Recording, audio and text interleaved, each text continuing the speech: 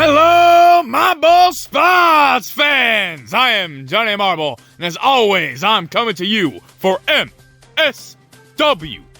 We got a lot of news, so let's get right into it. Race 6 of Marbula 1, the Arctic Circuit Grand Prix, was a chilling race that featured a slippery glass ramp to mess with the Marble's control. A major standout performance came from Rusty of the Raspberry Racers, as they had an excellent race this week, holding several positions in the top 3 throughout, which is impressive given how poorly they have done not just in this season, but also in Season 1.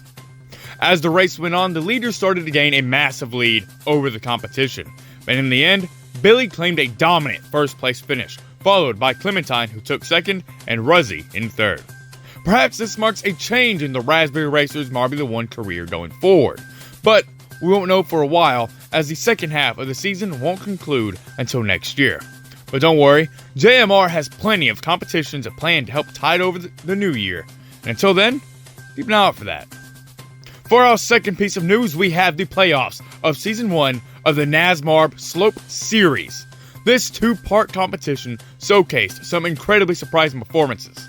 Oak showed surprising skill in Part 1 as they beat the 1-seed Streamer, though it was close and Streamer did manage to make it to the final 6 in the last chance race. Moving on to Part 2, fans were stunned again as Streamer, the Marble favorite to win it all, lost to Alexlo and could no longer have any hope for a 4th place finish, at best.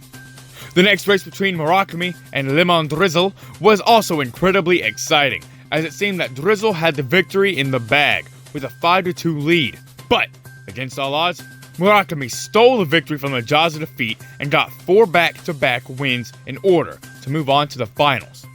But before that, we have the race for 4th. After 3 races, Woodpecker took 4th, leaving Drizzle in 5th, with the original 1-seat Streamer with 6, as an outcome I don't think anybody saw coming. Johnny Marble didn't predict it, that's for sure. But now, we move on to the main event. The final race was mostly a battle between Oak and Murakami, as Electro failed to get more than 1 point in the end. The battle between the two of them was intense, as Oak would hold a dominant position for most of the race. But Murakami would continue to make comeback after comeback to keep the race alive. It was hard fought, but in the end, Oak managed to take the checkered flag, crowning them as the first ever NASMARB champion, marking the end to an incredible redemption story. Murakami's performance was also incredibly impressive, as they managed to take second overall despite narrowly qualifying for the playoffs, proving that they had a right as much as anybody to be there. And though they didn't have a great final race, Electro still did a great job achieving 3rd place, and they should be proud of that. For our last piece of news, the finale of Marbula E is finally here, with race 6 at London. Right out of the gate, the points leader's Porsche was out to an early lead, but soon lost it to Tachida and Audi. By the final lap, Audi had managed to pull ahead and grow in the lead, resulting in them taking 1st, followed by Tachida in 2nd, and Neo 333 in 3rd. And now, for the overall results going into this race, Porsche held a 12-point lead over the competition, so despite finishing last in the 5th, they still took the gold overall, and Mercedes taking silver, and Cheetah closing out the rest to take bronze.